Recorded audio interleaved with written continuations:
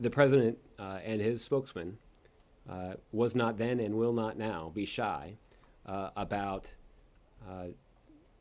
expressing a view or taking the steps that are necessary to try to advocate for the safety and security of our men and women in uniform. All right, folks. Now, what Josh Earnest was talking about there was in the context of, hey, everybody has a right to freedom of speech, but, you know, it's not a good idea. And this president has spoken out before against anti-Islam publications and movies and documentaries when he thought it was going to put our troops in harm's way. Joining us now, the one and only Pat Buchanan, of course, Reagan administration, Nixon administration, presidential candidate, and best-selling author, and the greatest comeback is his new one. Hey, Pat. How are you, Steve? I'm good.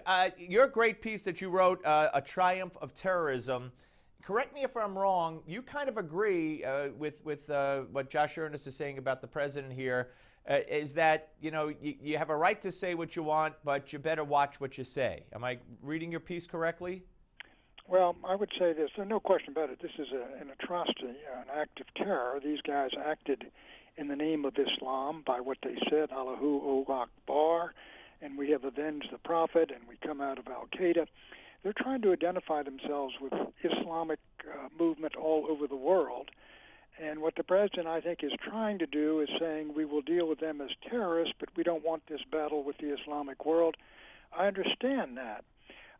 And I do believe this. I mean, I've seen some of those cartoons which have not been published, and they are really foul and offensive and understandably outrage the Islamic community and the decent Muslims of France and around the world.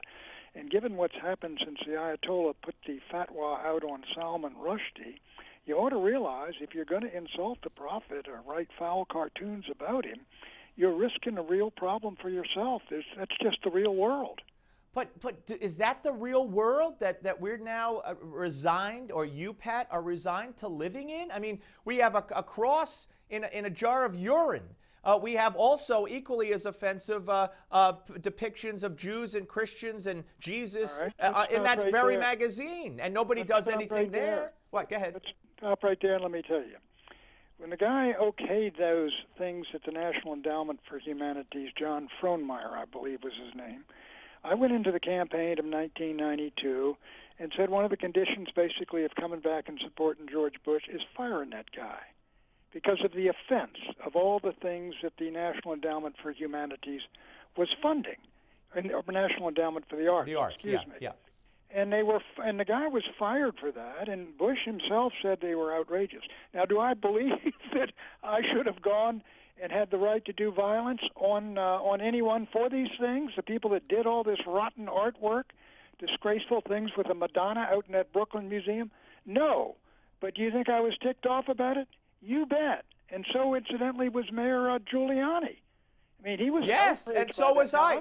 And so was I. And I'm not Christian. But Pat, what if we cave on this? Okay, let's say it's what do you mean cave?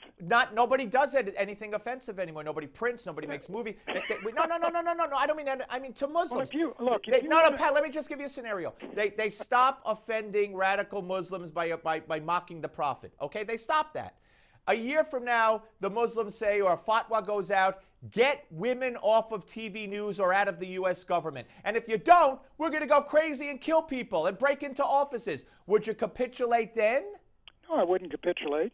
And I mean, I would not capitulate at all on something like that. But if you ask me if I'm going to march in defense of a magazine that portrayed the three persons of the Blessed Trinity in a sodomite relationship in a huge cartoon and thought that was very funny, I'm not marching with them. I don't say they should be shot and killed or that Muslims should shoot and kill them, but I thought that was disgusting, outrageous, and offensive. And I would not march and say, je suis Charlie on that. No. All right. I mean, that's fair enough. Do you believe that they brought on their own deaths in a way? Look, there is no doubt about it, I think, that these two guys, these brothers, targeted them because of their cartoons, realizing that the cartoons had profoundly offended decent Muslims in France and around the world, and that if they hit this target, they would get some sympathy even from those who said you've got no right to murder people. Right, like you. Okay, Pat, we're coming back. Part 2. Don't go away, folks. Pat's back.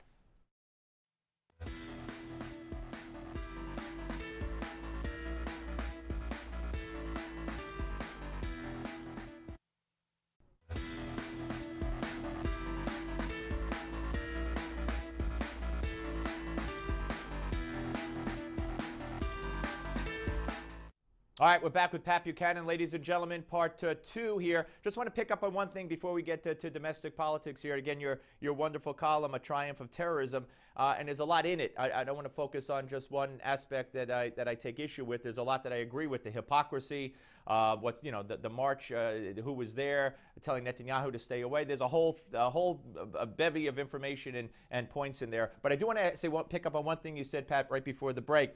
And you said that these brothers targeted that cartoon, the place with the cartoon on purpose, knowing that even though that people would say there's no excuse for the violence, they would get some sympathy, for what they did. Do you give them any sympathy? Well, let me see. I differentiated, for example, the Tsarnaev brothers. They put a bomb at the end of the Boston Marathon, blew up a little kid, and innocent spectators cheering, folks coming in at the end of that race. It was just random criminality, brutality, terrorism. This is purposeful terrorism. This is targeted terrorism. This is an act of war where they said, in effect, here is a small cell of the enemy who's attacking not only, not just Al-Qaeda, but attacking Islam.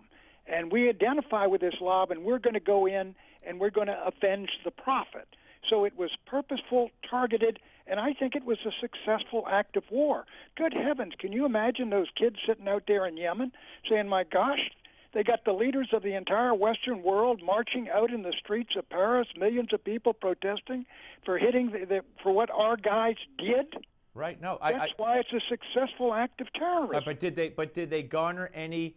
And again, I know you don't condone it in any way, shape, or form. But did they garner any sympathy? That's the word you used earlier from you. Oh no, they're not. No, they're killers. I know that, but you said they would get sympathy but what I'm from. saying is, in that community. Yeah. In that community, well, you would have to check out. I mean, there are people in Muslims who refuse to stand up in a moment of silence for the dead in France. In France. Yeah. No, I hear you 100%. Let's move on. Is Mitt Romney going to run here? And, we had John Zogby, who flew in the face of all the popular thinking here. John Zogby was on yesterday. He said that a top conservative called him and said he just spoke to Ann Romney, and Ann Romney said if he runs, it's going to be as the first divorced Mormon candidate, which indicates she's not on board. Do you think he's going to run? Well, he's certainly given every indication, and if he doesn't run now, I think he's going to look sort of a Hamlet-like figure, and I probably shouldn't bring it up because Mario Cuomo just passed away. But, Steve, I was in New Hampshire, and we were all waiting for Cuomo. I think it was December 20th, 1991. We all thought Mario Cuomo was going to come in and win that primary, and he didn't. They had the plane on the runway, and he didn't come in. Mitt Romney's moved himself into a position, something like that, where everybody's talking about, hey, Mitt's in. He's decided to go. He's after Bush. And if he stands down now, I think he will hurt himself to a degree. I was unaware that Ann Romney had made the statement you just said. Well, that's according to Zogby. Yeah, that's why Zogby heard it from someone else. Yeah, very interesting. Now, let's move on to the vote today to defund the Obama immigration law to a certain extent within the Homeland Security bill passed by the House today. Obviously, the president will veto it. Will the Republicans stick to their guns on this? I think they'll stick to their guns, but I don't think they can override a presidential veto on this one at all. And my guess is, to be honest, many of the Republicans on K Street and the ones that put up the money, they'd be just as happy to have the Republicans vote to defund it, Obama to veto it, the veto overridden, the veto not overridden, and the thing to go into effect, because their agenda has to do with money. It doesn't have to do with the issues of the base of the party. Right, but if he vetoes the Homeland Security bill that has that amendment in it, then there's no Homeland Security bill. So will the Republicans then take it out and re-vote? Or will they shut down the Department of Homeland Security? I don't know. That's what I'm saying. Your call. Yeah, I don't know. I don't know. What do you think? You think they'd back off? I think the Republican Party will find a way to fund the Department of Homeland Security. Were you shocked at the news of the attempt on Speaker Boehner's life, the plan to poison him? Oh yeah, I think this. Yeah, I don't know if they're dealing. It sounds like they're dealing with a nutball here, but I mean that is very serious. Not only for the fact that it might have been attempted and might have been tried, but other people. I mean, there's a lot of strange people out there in society today. They read these things, and then they act on them themselves. And I think there's been a lot of copycat, with these Columbine killings and Newton up there in Connecticut. And I, so I'd be alarmed by it. Yeah, and I guess everybody in that position or those kinds of positions need enhanced security, right?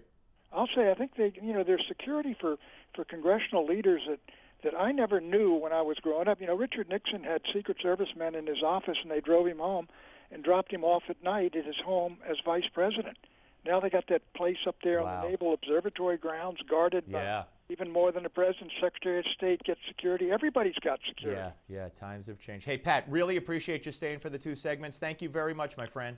Sure enough. Take it easy. Take care. Right, Pat bye-bye. Buchanan, ladies and gentlemen. Very interesting. Up next, Ari Fleischer. We'll get his take on all this. Don't go away.